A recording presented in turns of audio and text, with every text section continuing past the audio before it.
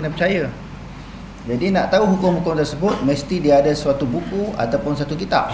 Kitab itu sendiri, lebih-lebih lagi kita kena percaya tentang kebenarannya. Bukan hanya percaya tentang ianya diturunkan oleh Allah. Yang keduanya, kita kena percaya tentang kebenaran isi yang terkandung dalam Al-Quran. Sebab ayat semalam kita sebut, la raiba fihi hudal lil muttaqin. Tidak ada keraguan padanya, petunjuk bagi orang yang bertakwa. Sebab apa tidak boleh ragu? Sebab apa kita kata benar? Kerana datang daripada Allah. Al-haqqu min rabbik fala takunanna minal mumtarin. Kebenaran itu datang daripada Tuhanmu. Bila suatu kebenaran datang daripada Tuhan, yakni datang daripada Allah Ta'ala, kita tak boleh ragu. Jadi ayat yang kita baca semalam, bila tak boleh ragu, kita kena laksanakan berdasarkan kepada keyakinan kita. Bila kita tahu, kita yakin bahawa kebenaran itu datang daripada Allah Subhanahu Wa Ta'ala, fahkum bainahum bima anzalallah. Fahkum bainahum bima anzalallah. Dah kita yakin kebenaran itu daripada Tuhan. Dalam Quran itu semua benar, semuanya betul. Setelah hasil daripada keyakinan tersebut, fahkum bainahum bima anzalallah. Hukumlah di antara mereka, yakni di antara manusia, sesuatu yang diturunkan oleh Allah. Dalam ayat yang lain, Allah Subhanahu Wa Ta'ala berfirman, inna anzalnal kitaba ilaika bil haqq litahkuma bainan nas. Inna anzalna ilaikal kitaba bil haqq litahkuma bainan nas bima arakallah wa la takulil khainina khasima. Wahai Muhammad, kami telah menurunkan kitab Al-Quran itu dengan benar. Hukumlah manusia dengan menggunakan hukum yang disebut di dalam kitab. Hukum manusia ini dengan hukum yang berdasarkan kepada kitab yang diturunkan oleh Allah. Maknanya tak boleh lari daripada hukum kitab. Hukum kitab maknanya hukum Quran. Tak boleh lari kerana semuanya termaktub di dalam Al-Quran. Okey, terus. Iman tidak akan terrealisasi tanpanya. Ia dijelaskan oleh Al-Kitab dan As-Sunnah. Firman Allah Subhanahu Wa Ta'ala, ya ayyuhallazina amanu aminu billahi wa rasulihi wal kitabil ladzi nazzala ala rasulihi wal kitabil ladzi anzala min qabl. وَمَنْ يَكْفُرْ بِاللَّهِ وَمَلَائِكَتِهِ وَكُتُبِهِ وَرُسُلِهِ وَالْيَوْمِ الْآخِرِ فَقَدْ أَضَلَّ ضَلَالًا بَعِيدًا. Maksudnya, wahai orang-orang yang beriman, tetapkanlah iman kamu kepada Allah dan Rasulnya, dan kepada kitab Al-Quran yang telah diturunkan kepada Rasulnya Muhammad SAW, dan juga kepada kitab-kitab suci yang telah diturunkan dahulu daripada itu. Dan sesiapa yang kufur ingkar kepada Allah dan malaikat-malaikatnya dan kitab-kitabnya dan rasul-rasulnya dan juga hari akhirat, maka sesungguhnya ia telah sesat dengan kesesatan yang amat jauh. Sesat ni bukan jalan-jalan sesat, memang jauh. Untuk menentukan kedudukan seseorang sesat itu dengan sesat yang jauh, dia tak perlu menolak semua rukun iman. Rukun iman yang 6 tu dia tolak semua, baru jadi sesat sungguh. Tak. Dia tolak salah satu. Sama ada tidak beriman kepada Allah, dia tolak Rasul, tolak kitab, hari kiamat, qada, qadar dan ataupun malaikat. Tolak salah satu, dikira kesesat sungguh. Tolak salah satu sahaja pun sudah cukup untuk menyebabkan seseorang itu menjadi kufur kepada Allah. Bila kufur ni, dia memang sesat sungguh. Dan yang kedua, dia kata beriman dengan tetaplah iman. Setelah beriman, dia suruh tetap di atas dasar keimanan. Maksudnya, bukan kita peringkat permulaannya beriman, lepas tu lama-lama jadi kafir balik, beriman balik, jadi kafir balik. Maknanya kita boleh bertukar. Kita tukar kepercayaan, tukar agama ini, maknanya dengan begitu mudah, dengan senang. Sebab Allah Subhanahu Wa Ta'ala telah menyebut di dalam Al-Quran, sebahagian daripada perangai manusia macam tu. Innal ladzina amanu summa kafaru summa amanu summa kafaru summa zdadu kufra lam yakunillahu liyaghfira lahum wala liyahdiyahum sabila. Ada di kalangan manusia ni mula-mula beriman, betul kafir, beriman betul kafir balik, lepas tu berterusan dalam kafir. Jadi ayat-ayat Al-Quran yang Allah Subhanahu Wa Ta'ala turunkan kepada Nabi Muhammad sallallahu alaihi wasallam, bila dah beriman, dia tak boleh tukar dah jadi kafir. Faman yakfur bit-taghuti wa yu'min billah. Barang siapa yang kufur kepada taghut dan beriman kepada Allah, faqad istamsaka bil urwatil wuthqa lam fisama laha. Wallahu samii'un alim. Dia telah berpegang kepada suatu simpulan tali yang sangat kukuh yang tidak terungkai selama-lamanya. Dan Allah Ta'ala sebut dalam ayat yang lain, ya ayyuhalladzina amanu taqullaha haqqa tuqatih wa la tamutunna illa wa antum muslimun.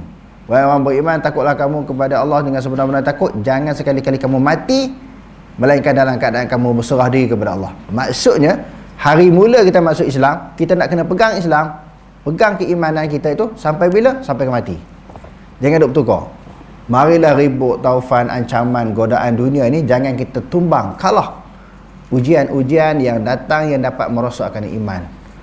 Oh, bukan senang nak jaga iman ni. Zaman kita sekarang ni ujian kita tak banyak. Tak macam dulu. Dapat tahu beriman saja ataupun orang Islam, orang kafir akan datang, paksa, dera, tangkap, ugut supaya bertukar agama. Sebagaimana sejarah yang berlaku kepada para sahabat. Di antaranya Sayyidina Bilal bin Rabah tu kan, bila dia masuk Islam, orang kafir tahu dia dah bertukar agama. Tangkap dia, ikat tangan. Lepas tu letak batu besar atas dada, tarik di tengah-tengah padang pasir, tukar agama balik, jadi kafir balik, murtad balik, semua berhala balik.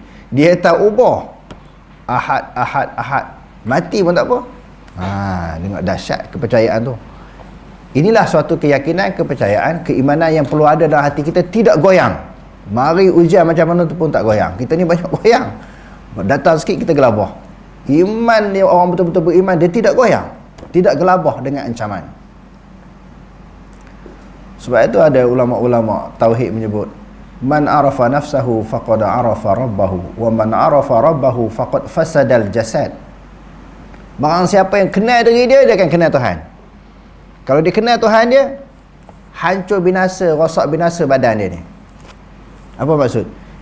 Kalau kita kenal diri kita ni daripada siapa? Siapa yang buat kita? Siapa yang cipta kita? Siapa yang jadikan kita? Bila kita kenal diri, kita akan kenal Allah. Sebab diri kita ini dijadikan oleh Allah. Hasil ataupun kesan kita kenal Allah, faqad fasadal jasad. Badannya dia jadi hancur, rosak. Macam Bilal. Bila dah kenal Allah, orang tetak, orang cincang, orang sembelih, orang seksa, tak goyang. Hancur badan tak apa, iman tak hancur. Badan hancur, orang belasah, orang pukul, iman tak rosak. Sekarang ni orang sanggup melukai, merosakkan iman, mencederakan iman, asalkan tubuh badan dia selamat. Iman rosak pun tak apa. Tapi dulu iman mesti dia jaga. Sesuatu perkara yang membatalkan iman, menggugurkan iman, merosakkan iman, melemahkan iman, itu yang dijaga. Tubuh badan ni dia boleh hancur, boleh musnah. Kita mati esok hancur, dia makan tanah, dia makan ulat. Tetapi iman berkekalan sehingga kiamat, tak hancur. Orang ini perlunya kita mendalami akidah salaf. Akidah mereka tidak goyang dengan ancaman. Hebatnya, kentalnya, teguhnya pegangan mereka. Okey, terus. Dalam ayat di atas, Allah Subhanahu wa taala memerintahkan umat Islam supaya beriman dengan seluruh syariat, cabang-cabang dan rukun-rukunnya. Jadi seluruh syariat itu perlu diimani, dan cabang-cabang kepada hukum syariat. Sebab tu kita tidak boleh menjuzukkan agama Islam. Maksudnya kita ambil, kita pilih sebahagian yang kita suka, kita terima, kita amalkan. Yang kita tak suka, hawa nafsu kita tak terima, kita tolak. Yang tu jadi panggil orang Yahudi, afatu'minuna bi ba'dil kitabi wa takfuruna bi ba'd. Adakah kamu beriman sebahagian daripada isi Alkitab dan kamu kufur dengan sebahagian yang lain? Jadi sama ada syariat secara keseluruhan, syariat ni maknanya hukum fiqh. Syariat ni apa dia? Makna hukum-hukum fiqh.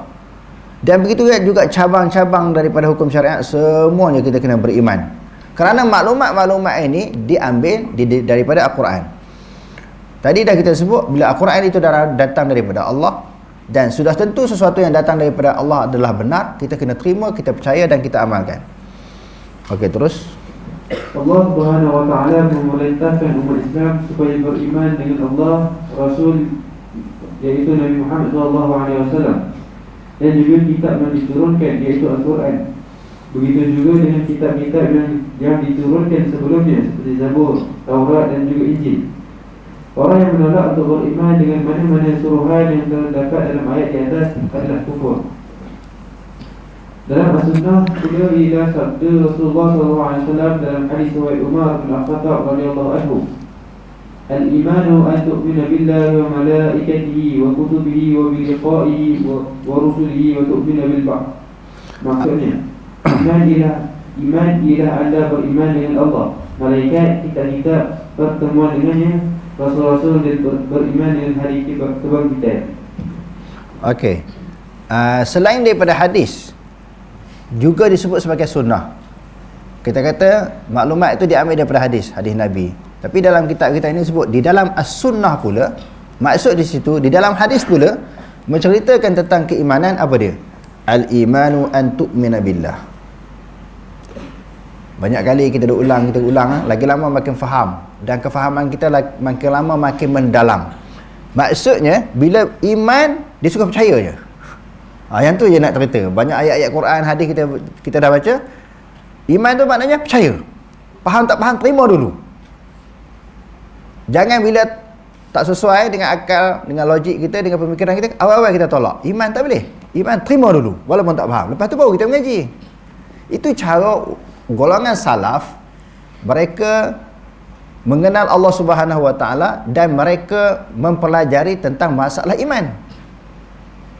Quran menyebut iman percaya je. Jangan nak banyak akal, banyak petikai, banyak berfikir. Dalam hadis pun dididik, diasuh iman, terima je. Tak ada ruang kita nak mencelah, akal kita nak mencelah untuk berfikir tentang masalah iman. Sebab perkara ini melibatkan perkara yang gaib. Bila gaib kita tak boleh kesan dengan panca indera kita, bila tak boleh kesan mana boleh faham. Jadi tak faham macam mana kita nak terima. Dia suruh terima saja berkaitan dengan iman. Kalau kita belajar hukum fiqh, nak sembahyang macam mana, puasa, zakat, haji, itu kita belajar, kita boleh faham dengan mempelajari. Jadi masalah iman dengan keyakinan, dengan kepercayaan. Yang tu diulang banyak kali dalam Al-Quran, diulang banyak kali dalam hadis. Iman dia suka percaya je, faham tak faham tu cerita lain. Kalau percaya, kalau nak faham mesti guna akal. Kita dah ulang banyak kali. Bila nak faham sesuatu, kita guna akal. Dalam masalah iman, tidak ada ruang kita nak akal nak masuk. Tak ada ruang. Tak boleh. Terima je. Itulah dia berbeza dengan hukum syariat yang kita pelajari tentang berbeza dengan iman. Iman dia suruh terima. Okey, terus. Hakikat beriman dengan kitab. Beriman dengan kitab merangkumi beriman dengan beberapa perkara sebagaimana yang dijelaskan oleh Nas, iaitu A. Mengitikadkan dengan jelas kesemua kitab diturunkan daripada Allah Subhanahu Wa Taala. Kitab-kitab tersebut adalah merupakan kalam Allah dan bukan kalam yang lain daripada kalamnya. Allah Subhanahu Wa Taala berbicara secara hakiki sebagaimana yang dikehendaki dan dalam bentuk yang dikehendaki. Firman Allah Subhanahu Wa Taala, Allah la ilaha illa huwal hayyul qayyum. نزل عليك الكتاب بالحق مصدقا لما بين يديه وأنزل التوراة والإنجيل من قبل هدى للناس وأنزل الفرقان إن الذين كفروا بآيات الله لهم عذاب شديد والله عزيز ذو انتقام. Maksudnya, Allah tiada Tuhan yang berhak disembah melainkan Dia yang tetap hidup, yang kekal selama-lamanya, mentadbirkan sekalian makhluknya. Ia menurunkan kepadamu, wahai Muhammad, kitab suci Al-Quran dengan mengandungi kebenaran yang mengesahkan isi kitab-kitab suci yang telah diturunkan dahulu daripadanya. Dan ia juga yang menurunkan kitab-kitab Taurat dan Injil sebelum Al-Quran diturunkan menjadi petunjuk bagi umat manusia. Dan ia juga yang menurunkan Al-Furqan yang membezakan antara yang benar dengan yang salah. Sesungguhnya orang-orang yang kufur ingkar akan ayat-ayat keterangan Allah itu, bagi mereka azab seksa yang amat berat. Dan ingatlah, Allah Maha Kuasa lagi berhak membalas dengan azab seksa kepada golongan yang bersalah. Dalam ayat-ayat di atas, Allah Subhanahu Wa Taala menjelaskan kitab Zabur, Taurat, Injil dan Al-Quran diturunkan daripada Allah Subhanahu Wa Taala. Dia yang berbicara dengannya. Ia bermula daripada Allah dan bukan daripada yang lain daripadanya. Orang yang mengkufurinya dikenakan azab yang pedih. Sebab itu kita tengok Allah Ta'ala di zaman Nabi, Allah Ta'ala cabar orang Arab pada masa tu yang mengatakan Quran itu tulisan Nabi Muhammad, buatan Nabi Muhammad. Jadi Allah Ta'ala kata kalau Nabi Muhammad boleh buat, kamu lagi boleh buat. Tak, kamu lagi cerdik di sudut bahasa Arabnya, sastranya. Kalau tak boleh buat seorang, panggil ramai-ramai, Allah Ta'ala kata, kecuali Allah Ta'ala. Wa in kuntum fi raibin mimma nazzalna ala abdina fa'tu bi suratin min mislih wad'u syuhada'akum min dunillahi in kuntum shadiqin. Fa in lam taf'alu wa lan taf'alu fattaqun nar allati waquduha an-nas wal hijarah u'iddat lil kafirin. Kalau tak boleh buat seorang, panggil ramai-ramai buat selain daripada Allah Ta'ala. Allah Ta'ala kata kamu tak boleh buat dan sekali-kali tak boleh buat. Sampai sekarang mana boleh buat Quran?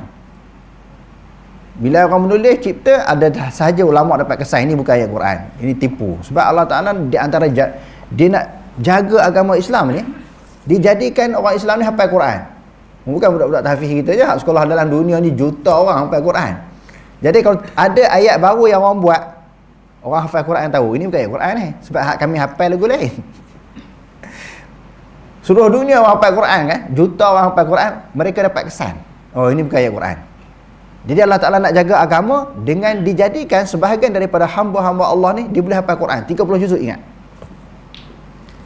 Dan Allah Ta'ala sebut dalam Quran, inna nahnu nazzalna zikra wa inna lahu lahafizun. Sesungguhnya kami menurunkan zikra Quran dan kami bertanggungjawab jaga Quran ni, jaga Quran sampai kiamat. Dia tak boleh dirosakkan, dimusnahkan, ditipu oleh orang, ditukar, ditokok tambah.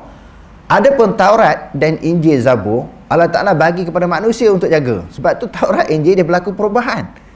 Perubahan tu berlaku bukan selepas Rasulullah wafat, bukan selepas Nabi Isa, Nabi Musa wafat. Zaman Nabi Musa lagi, zaman Nabi Isa lagi dah berlaku perubahan, tokok tambah terhadap Taurat yang dilakukan oleh tangan-tangan orang Yahudi Nasrani yang tak bertanggungjawab. Allah sebut dalam Al-Quran, wa qulu hittatun naghfir lakum khatayakum wa sanazidul muhsinin. Allah Ta'ala kata wa qulu hittatun, katakanlah ampunlah dosa kami, yakni ighfir lana zunubana, maksudnya ampunlah dosa kami. Hittatun, mereka tambah nun je jadi hintah. Hintah maknanya gandum. Allah Ta'ala suruh makan, bukan suruh kami bertobat. Kalau suruh bertobat maknanya kami banyak dosa. Allah Ta'ala tak suruh kami bertobat. Allah Ta'ala kata gandum. Hintah, mereka letak nun je. Maknanya Allah Ta'ala menyebut berlaku perubahan Taurat Injil zaman Nabi Musa, Nabi Isa lagi. Mereka wafat, bertambah lagi. Sampai zaman Nabi Muhammad, bertambah lagi. Zaman kita, berlaku perubahan demi perubahan. Tokok tambah di dalam Taurat dan Injil. Tetapi Al-Quran, sejak ia diturunkan sampai sekarang dan sampai kiamat, tak boleh berubah. Sebab ini janji Allah. Inna nahnu nazzalna zikra wa inna lahu lahafizun. Sesungguhnya kami menurunkan Al-Quran itu, kamilah bertanggungjawab akan jaga Al-Quran. Sampai bila? Terpelihara sampai kiamat. Ternafi juga selain daripada dakwaan orang Yahudi Nasrani Quran berlaku perubahan, dakwaan golongan Syiah. Kalau tuan-tuan baca Usul Kafi yang dikarang oleh Kulaini, seorang ulama besar dalam Syiah, dia kata Quran yang ada di tangan orang Islam tidak asli. Quran yang sebenarnya ada di keturunan Sayyidina Ali, anak cucu Sayyidina Ali, yang akan muncul, dia akan bawa Quran yang sebenar itu pada hari kiamat, bila dekat nak kiamat. Quran yang ada di tangan orang Islam sekarang ni telah diubah suai, ditokok tambah oleh Abu Bakar dan juga oleh Sayyidina Umar. Bukan saja Quraini menyebut di dalam Usulul Kafi Quran berlaku perubahan, termasuklah Imam Khomeini di dalam kitab Kashful Asrar. Khomeini sebut, kitab ni saya baca masa mengaji Syiah dulu, baca-baca, Khomeini juga termasuk di dalam menganggap Quran yang ada di tangan orang Islam itu telah berubah suai, telah berubah, ditokok tambah. Sebab itu Khomeini ulama kata kafir. Yang Malaysia dulu hari itu revolusi Islam Iran kan, dulu kita pun samalah buat demonstrasi dan sebagainya, penaikkan bendera hitam tu, sokong Syiah, tanpa kita pelajari bahawa Syiah ni sesat, terkeluar daripada agama Islam. Dahsyat pemikiran Khomeini ni. Sebab itu tahun 80-an Said Hawa, salah seorang tokoh Ikhwan Muslimin daripada Syria, telah menulis sebuah buku, satu risalah tu ada di rumah saya, yang dalam bahasa Arab dia kata Al-Khumainiyu syuzuzun fil aqaid wa syuzuzun fil mawaqif. Khomeini ganjil di dalam akidah dia dan juga pendirian. Bila dia tulis alasan-alasan yang menyebabkan dia kata Khomeini kafir, Lalu Ikhwan Muslimin pecat dia daripada Ikhwan Muslimin sebab dia lawan. Dunia kan dulu, termasuk Ikhwan Muslimin, gerakan seluruh dunia berkiblatkan kepada Iran. Bila sebut daulah-daulah Islamiah, nak tegakkan negara Islam, daripada kalangan orang Islam ini, siapa yang dapat merintah negara? Iran lah. Sebenarnya itu bukan negara Islam, itu negara Syiah. Dia orang belajar, kaji punya kaji, baru tahu kita tertipu dengan Syiah. Yang banyak kena tipu ni ulama-ulama lah, orang awam ni dia tak tahu apa. Dr. Yusuf Al-Qaradawi telah memberi sokongan yang kuat, sangat-sangat mempertahankan Syiah. Dr. Yusuf Qaradawi, Dr. Wahbah Zuhaili dan seluruh ulama dunia, termasuklah ulama dalam negara kita. Dia memang tak tahu.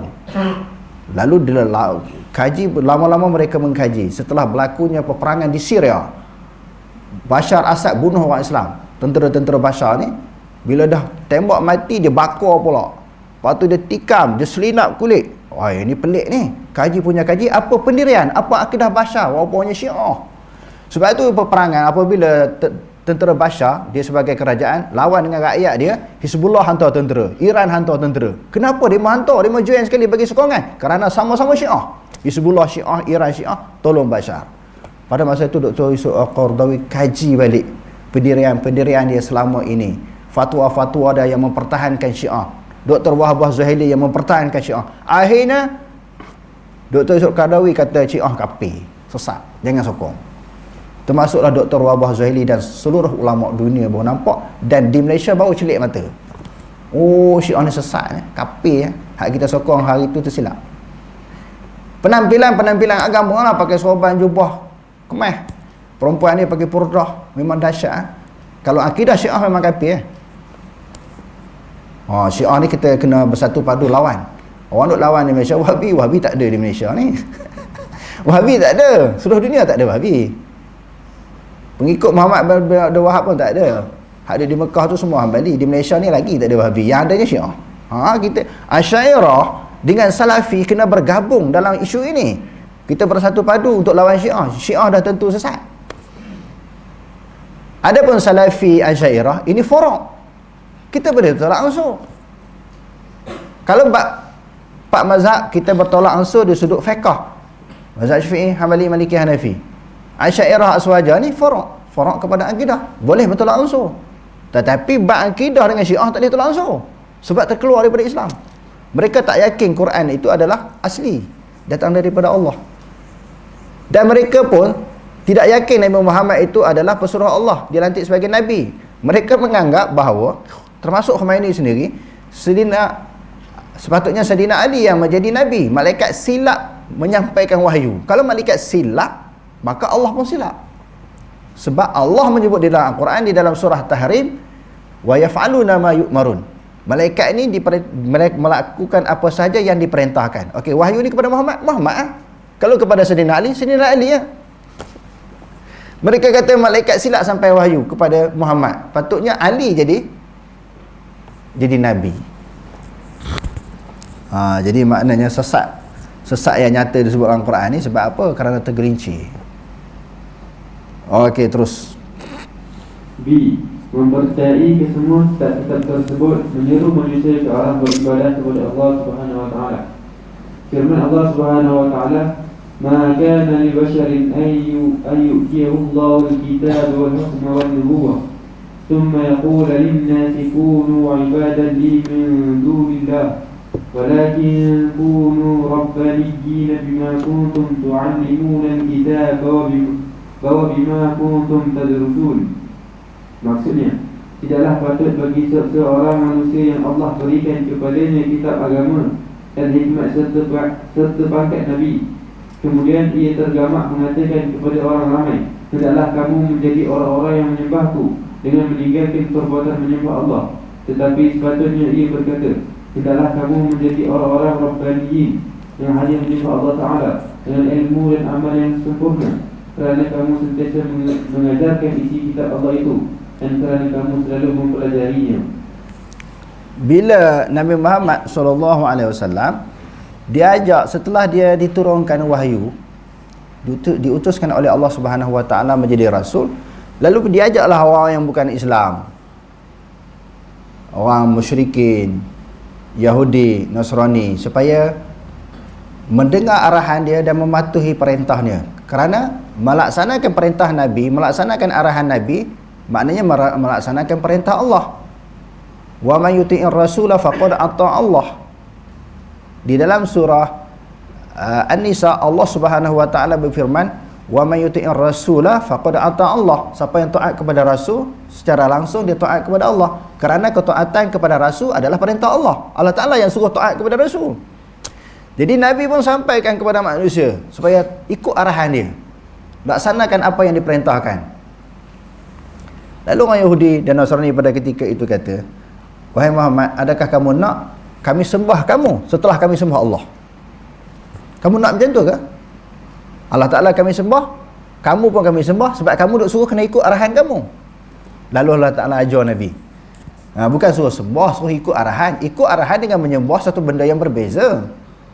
Sembah ni melahirkan ketaatan sepenuhnya, mengabdikan diri kepada yang disembah. Adapun ikut arahan, ikut sahaja apa yang diperintahkan, bukan sampai peringkat menyembah. Allah Ta'ala ajar Nabi SAW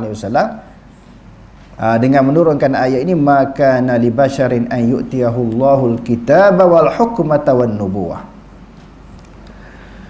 Tidak boleh mana-mana manusia yang Allah Ta'ala kurniakan kepada kitab dan hukum dan juga kenabian, summa yaqula lin-nasi kunu ibadan li min dunillah.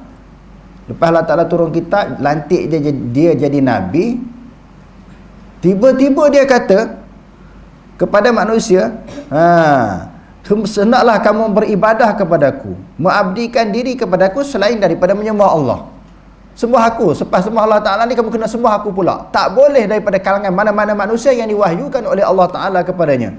Walakin kunu rabbaniyina bima kuntum tu'allimuna al-kitaba wa bima kuntum tadrusun. Tapi hendaklah kamu menjadi rabbaniyin, hamba Allah Subhanahu wa taala yang beramal. Rabbaniyin apa dia? Hamba Allah Subhanahu wa taala berilmu dan beramal. Itu maknanya rabbaniyin. Dengan apa yang diajar kepada kamu kitab. Jadi Allah Ta'ala ajar kitab. Kitab yang dimaksudkan di sini adalah Al-Quran. Selain daripada dakwaan orang Yahudi, Nasrani di zaman Nabi, mereka mengatakan bahawa Rasulullah macam bila suruh ikut cakap dia, dengar arahan dia, seolah-olah macam suruh sembah dia.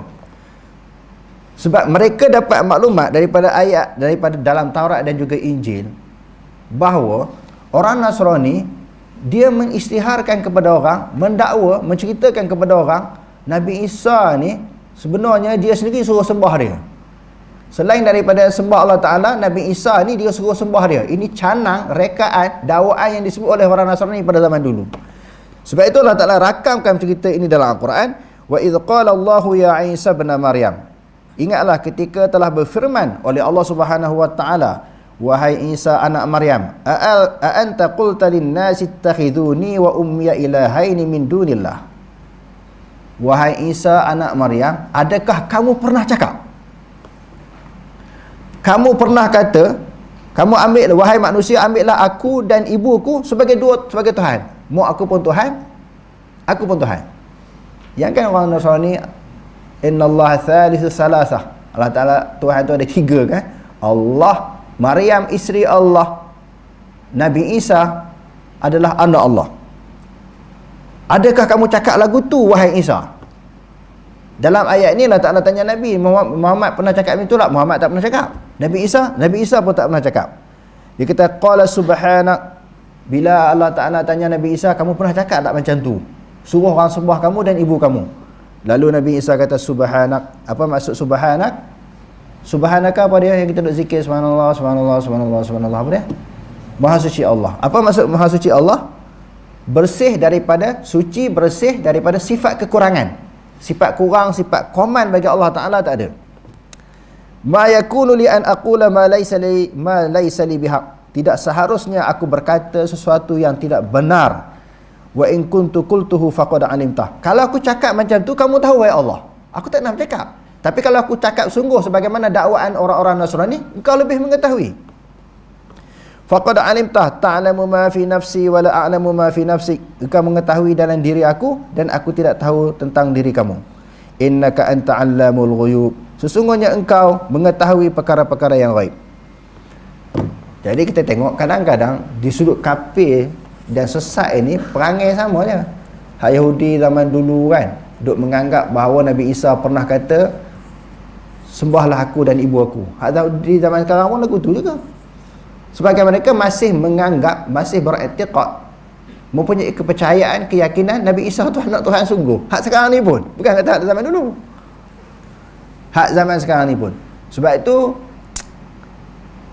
kita melarang mana-mana orang kafir sebut nama Allah Tuhan. Selain daripada Allah tu disebut, digunakan oleh orang kafir. Sebab maksud Allah, lafzul jalalah itu khusus untuk Allah Ta'ala. Kita takut mereka menyebut Allah itu terhadap Nabi Isa, terhadap Tuhan-Tuhan mereka. Sebab itu kita larang. Walaupun Allah Subhanahu Wa Ta'ala bukan hanya Tuhan orang Islam. Sebab Allah Ta'ala kata dalam Al-Quran, Alhamdulillahi Rabbil Alamin. Segala puji bagi Tuhan, segala puji bagi Allah. Allah itu Tuhan kepada alam. Allah bukan Tuhan orang Islam saja. Tuhan orang Islam, Tuhan kepada orang Yahudi, Tuhan kepada Nasrani. Tetapi kita bimbang, maksud Tuhan di sisi mereka, siapa dia? Tuhan itu Isa, Tuhan itu Maryam. Sebab itu kita melarang mereka menggunakan perkataan Allah di dalam kitab mereka, di dalam ucapan mereka. Okey, terus. Dalam ayat di atas menjelaskan tidak wajar pada mana-mana manusia menyuruh orang lain menyembah selain daripada Allah Subhanahu Wa Taala setelah diturunkan kitab kepada mereka, kerana kitab hanya menyuruh manusia menyembah Allah Subhanahu Wa Taala sahaja. C. Mempercayai kitab-kitab saling membenarkan antara satu sama lain dan tidak wujud pertentangan antara satu sama lain. Quran mengiyakan kitab yang terdahulu, kitab yang terdahulu pun mengiyakan kebenaran Al-Quran. Okey, terus. Firman Allah Subhanahu Wa Taala, wa anzalna ilaika al-kitaba bil haqqi musaddiqan lima bayna yadayhi min al-kitabi wa muhaiminan alayhi fahkum bainahum bima anzala Allah wa la tattabi' ahwa'ahum amma ja'aka min al-haqq likullin ja'alna minkum shir'atan wa minhaja ولو شاء الله لجعلكم أمة واحدة ولكن ليبلوكم فيما آتاكم فاستبقوا الخيرات إلى الله مرجعكم جميعا فينبئكم بما كنتم فيه تختلفون. Maksudnya, dan kami turunkan kepadamu wahai Muhammad kitab Al-Quran dengan membawa kebenaran untuk mengesahkan benarnya kitab-kitab suci yang telah diturunkan sebelumnya dan untuk memelihara serta mengawasinya. Maka jalankanlah hukum di antara mereka yang ahli kitab itu dengan apa yang telah diturunkan oleh Allah kepadamu, dan jangan engkau mengikut kehendak hawa nafsu mereka dengan menyeruing dari apa yang telah datang kepadamu dari kebenaran. Bagi tiap-tiap umat yang ada di antara kamu, kami jadikan tetapkan sebuah syariat dan jalan agama yang wajib diikuti oleh masing-masing. Dan kalau Allah menghendaki, nescaya Ia menjadikan kamu satu umat yang bersatu dalam agama yang satu, tetapi Ia hendak menguji kamu dalam menjalankan apa yang telah disampaikan kepada kamu. Oleh itu, berlumba-lumbalah kamu membuat kebaikan, beriman dan beramal soleh. Kepada Allah jugalah tempat kembali kamu semuanya. Maka Ia akan memberitahu kamu apa yang kamu berselisihan padanya. Wallahu a'lam. Aqulu qawli hadza wa astaghfirullahal azim wa lakum. Wassalamu alaikum warahmatullahi wabarakatuh.